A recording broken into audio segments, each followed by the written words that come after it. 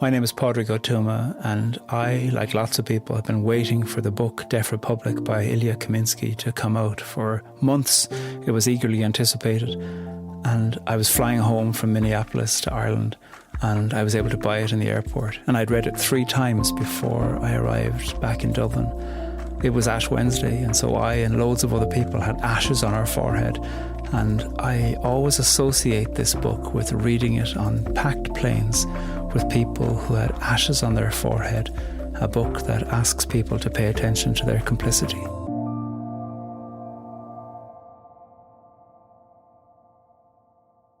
We Lived Happily During the War by Ilya Kaminsky. We lived happily during the war, and when they bombed other people's houses, we protested, but not enough. We opposed them, but not enough. I was in my bed. Around my bed, America was falling, invisible house by invisible house by invisible house. I took a chair outside and watched the sun. In the 6th month of a disastrous reign, in the house of money, in the street of money, in the city of money, in the country of money, our great country of money, we, forgive us, lived happily during the war.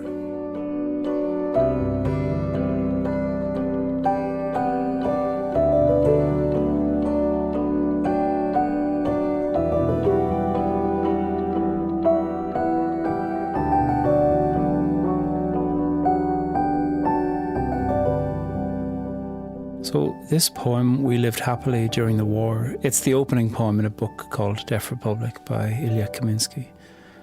And the book Deaf Republic is a poetry collection, but it's also a story, almost like a piece of theatre. It has a cast of characters at the start. And reading through the poems, you're learning about these characters and you're wondering what's going to happen. Ilya Kaminsky was born in Odessa in the former Soviet Union, now Ukraine, and his family sought asylum in the States in the 1990s.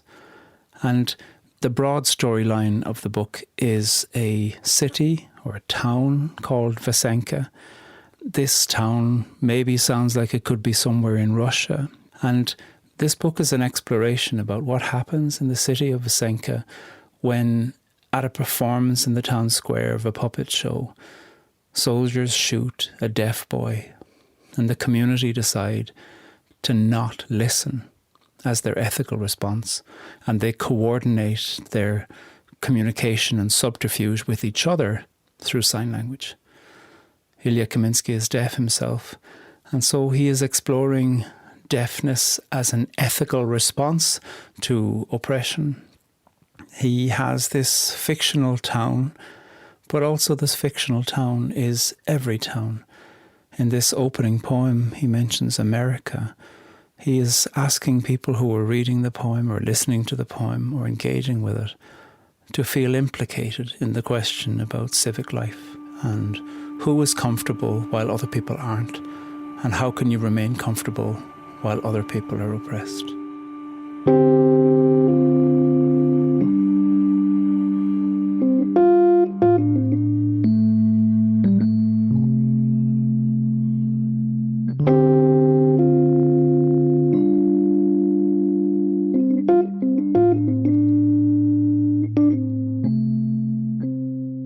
The use of repetition in this poem makes it sound what you would call in literary criticism lyric, coming from the word lyre, which is like a little harp that originally in Greece people would have strummed while they were reciting poetry.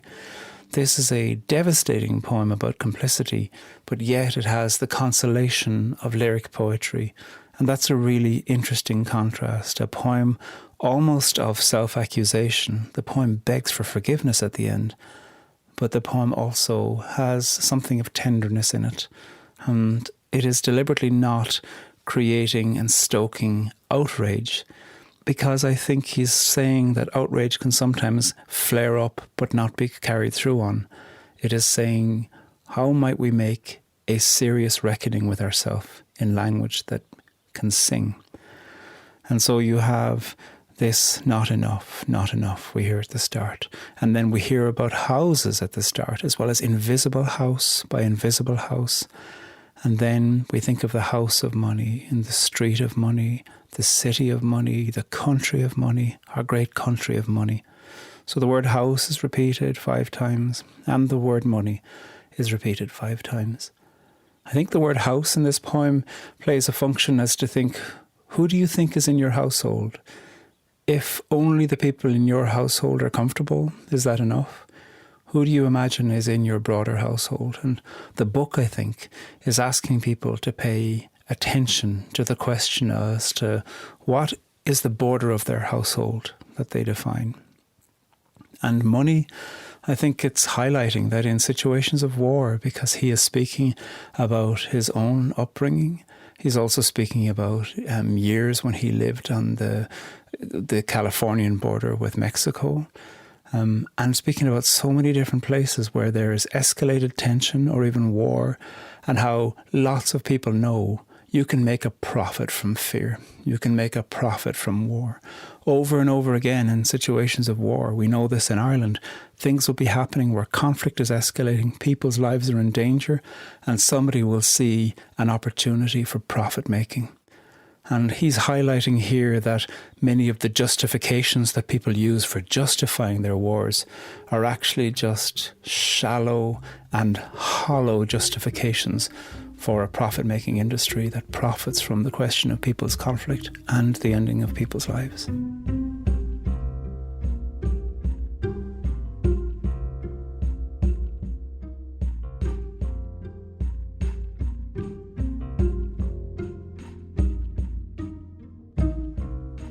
Toward the end of the poem, there is this request, forgive us. And there's tremendous tenderness in that.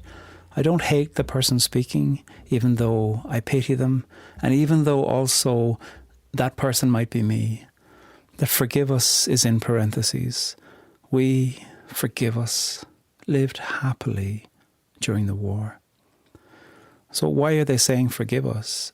The whole way throughout this poem, when someone's saying we lived happily during the war, we're hearing a voice that's accusing itself.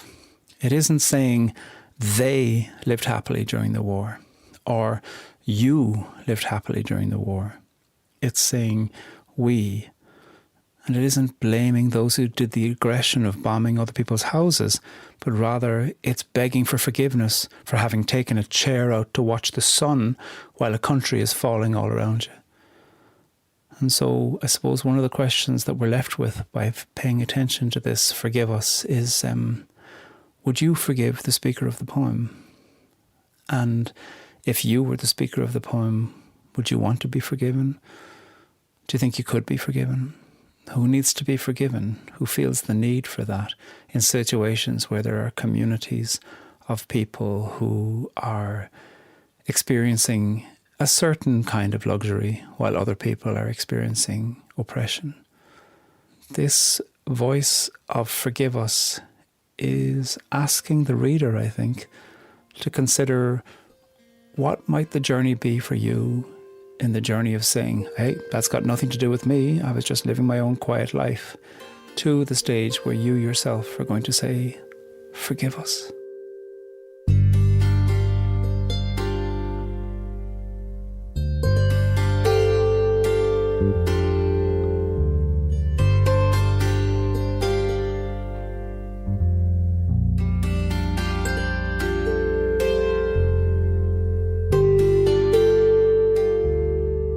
There is a deep and very interesting politics of disability in this poem.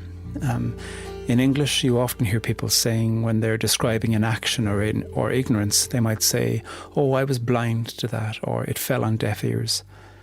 And this poem and the whole book really uses choosing not to see and choosing not to listen as moral reckonings that don't prey on questions about impairment.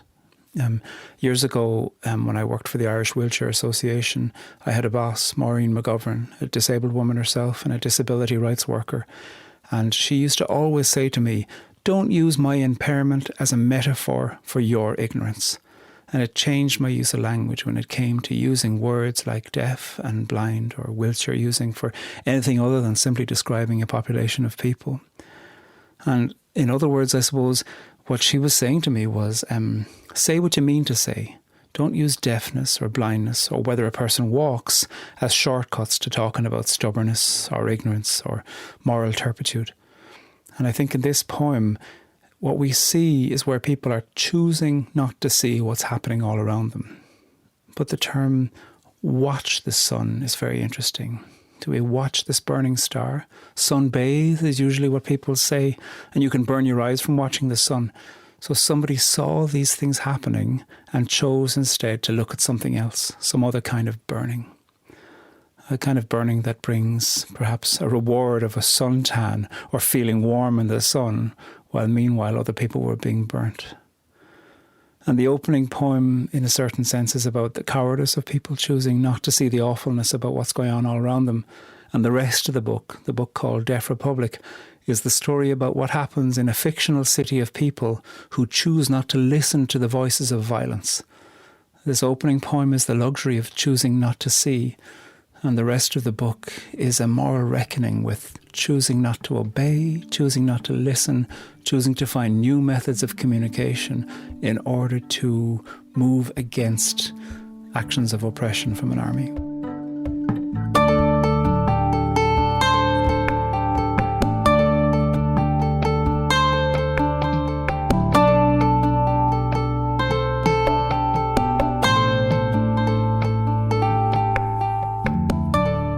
So I think lots of people might know that piece of writing by Martin Niemöller where he says, first they came for the socialists, the trade unionists, the Jews, and then me. Martin Niemöller was German, he was Lutheran, and he was reckoning with his own inaction. He'd actually initially supported Hitler's rise to power, and then, later on, turning against Hitler and leading to his own incarceration in concentration camps. He was one of the ones liberated, and he was a voice for penance for decades afterwards. It was so important because he wasn't asking for forgiveness. He was, in a certain sense, highlighting his own complicity and saying as a result of that, his ethical response was about penance. And I think what he's doing is highlighting over and over again in so many places of war that while some people are wondering, will I survive the day? Somebody else is wondering what colour to paint the kitchen, or whether they should reupholster the chairs, or what choice to make about holiday. There's a brutality about that. This poem isn't, I think, trying to make us feel guilty about those things, but it is trying to say, are you doing enough?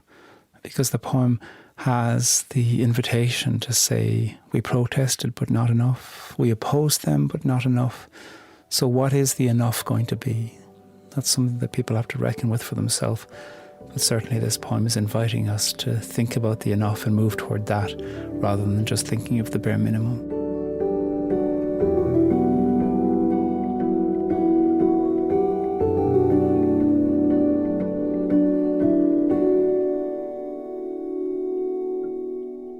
We Lived Happily During the War by Ilya Kaminsky. We lived happily during the war, and when they bombed other people's houses, we protested, but not enough. We opposed them, but not enough. I was in my bed. Around my bed, America was falling. Invisible house by invisible house by invisible house. I took a chair outside and watched the sun. In the 6th month of a disastrous reign, in the house of money, in the street of money, in the city of money, in the country of money, our great country of money, we, forgive us, lived happily during the war.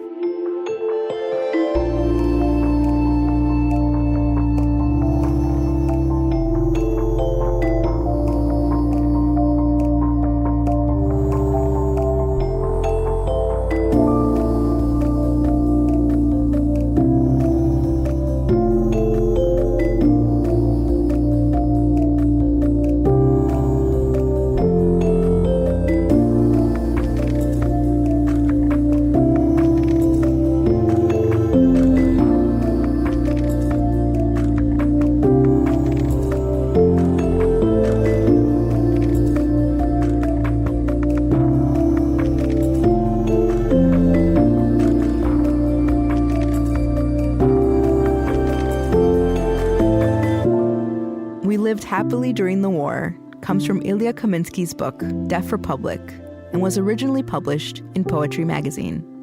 Thank you to the Permissions Company on behalf of Grey Wolf Press, who gave us permission to use Ilya's poem.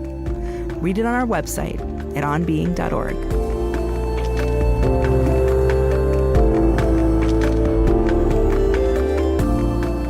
Poetry Unbound is Gautam Shrikishan, Chris Hegel, Aaron Colasacco, Eddie Gonzalez, Lillian Vo, and me, Lily Percy.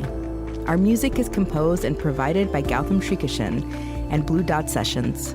This podcast is produced by On Being Studios, which is located on Dakota land. We also produce other podcasts you might enjoy, like On Being with Krista Tippett, Becoming Wise, and This Movie Changed Me. Find those wherever you like to listen, or visit us at onbeing.org to find out more.